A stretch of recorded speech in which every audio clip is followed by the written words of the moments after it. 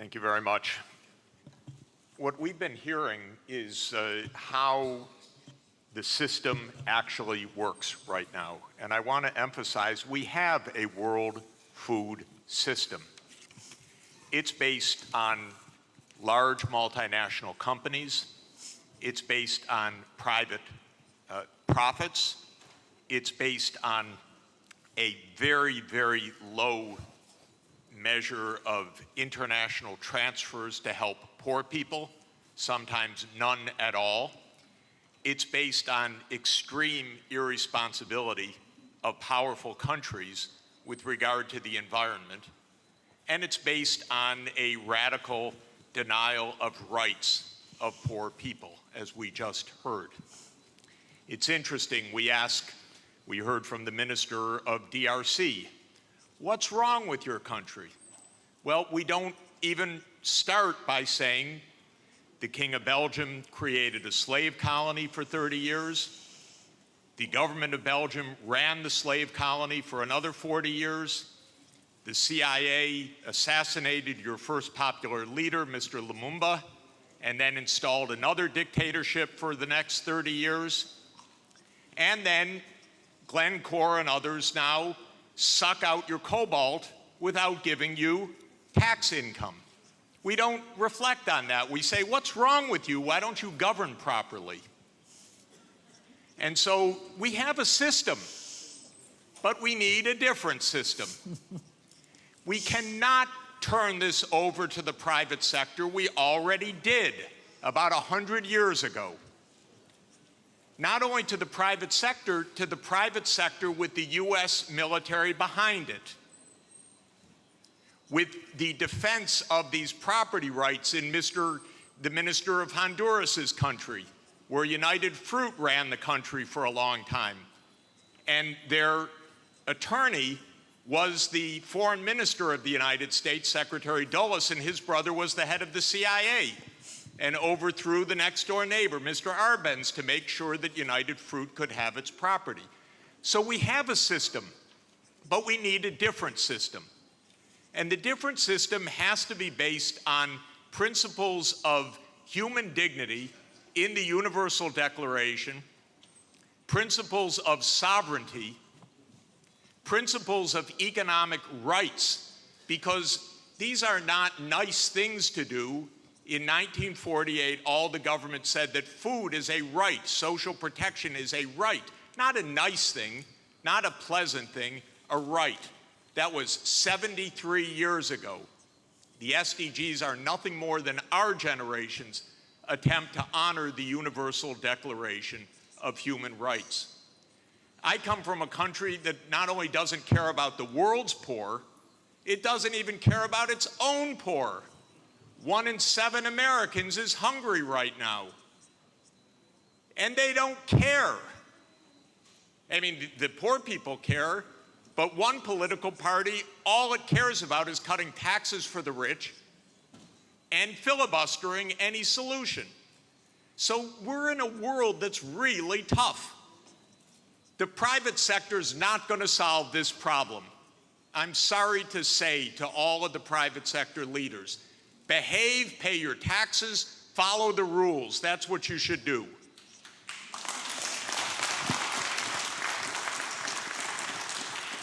And what the governments should do is the following.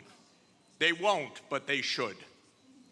First, the G20 should become the G21 by inviting systemically the chairperson of the African Union and the African Union to be the 21st country. The European Union is a member of the G20 as the EU.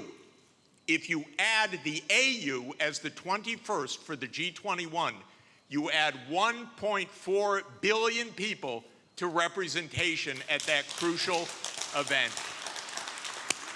That will change decisively the discussion, because 1.4 billion people are not at the table for finance right now, and they need to be. So my first recommendation is the G21. I love the G20. Add one seat, 1.4 billion people with the AU represented. Second, we need a order of magnitude change of development finance. The rich countries just borrowed $17 trillion for COVID. The poor countries, nothing. Because the rich countries can borrow at 0, and the poor countries pay 5 or 10% coupon rates or have no access at all. So the world exposed its grotesque inequality this past year and a half. Rich countries didn't say, we tighten our belts, why don't you? My country spent $7 trillion of emergency funding, not 1 penny for anybody else, by the way. $7 trillion, it didn't even cross the imagination of the US Congress to include a few crumbs for the rest of the world. But the poor countries cannot borrow. That's what we should have heard from the World Bank. I didn't hear that from the World Bank. I didn't hear real numbers. Real numbers are in trillions right now because the world economy is $100 trillion a year. But we don't talk about real numbers. But my job, all I know in this world is long division. Divide by 100 trillion and then see whether you're talking about something real or not.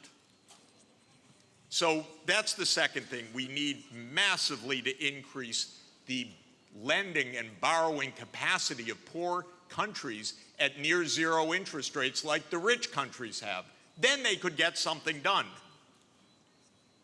By the way, for COVID vaccines, what we really need is for the United States to sit down with China, with Russia, with the European Union and the UK one day around the table and allocate these vaccines rather than hoarding them.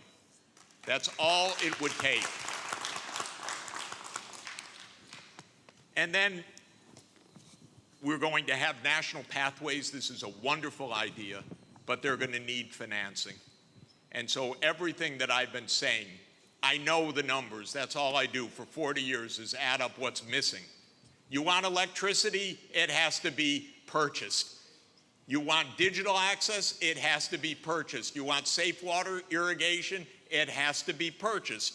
This is what I do for a living, is add up these numbers and then find out that then somebody makes up something and names 1/100th of what's really needed. It's not even hard. By the way, the IMF has done wonderful studies in the last 2 years showing that we have a financing gap of about $400 to $500 billion a year for the basics for the SDGs.